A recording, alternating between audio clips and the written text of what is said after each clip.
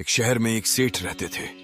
सेठ ने एक दिन ऐसा संकल्प लिया कि वो 10 साल तक प्रतिदिन कथा सुनेंगे। उनकी यह इच्छा थी कि उनकी धन संपदा बढ़ती रहे। ईश्वर के प्रति अपना भक्ति भाव प्रदर्शित करने के लिए उन्होंने ये मार्ग चुना था। सेठ जी इस संकल्प को लेने के बाद कथा सुनाने के लिए ब्राह्मण की खोज करना शुरू कर देते हैं। सेठ जी ने कई सारे ब्राह्मणों का साक्षात्कार लिया।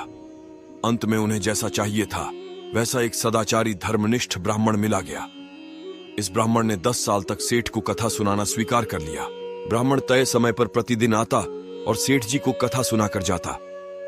10 साल पूरे होने ही वाले थे कि एक दिन सेठ जी को बहुत जरूरी व्यापारिक कार्य से 3-4 दिनों के लिए बाहर जाना पड़ा, इसलिए उनके लिए इस कथा को सुनना मुश्किल हो गया।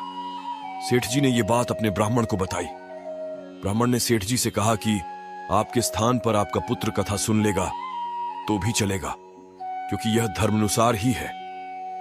सेठ जी को ब्राह्मण की बात पर शंका होने लगी।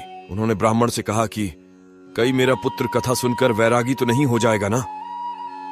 ब्राह्मण ने कहा कि आप इतने सारे वर्षों से कथा सुनने के बाद सन्यासी नहीं बने तो 3-4 दिन में आपका पुत्र कैसे वैरागी बन जाएगा? सेठ जी ने कहा कि मैं तो सिर्फ इसलिए कथा सुनता था कि मुझे धार्मिकता का पुण्य मिले, मैं कथा के प्रभाव से वैरागी न बनूं। सेठ जी की बात सुनकर ब्राह्मण अचंभित हो जाते हैं।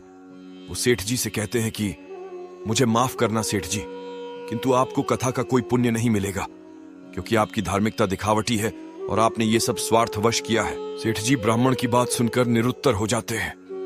वो मन ही मन सोचने लगते हैं कि क्या मुझे अब मेरे इतने सालों तक कथा सुनने का कोई फल नहीं मिलेगा? आप जब ईश्वर की भक्ति निस्वार्थ होकर करते हो तभी आपको उसका फल मिलता है। स्वार्थ के साथ किए हुए कार्यों का कोई फल नहीं मिलता है।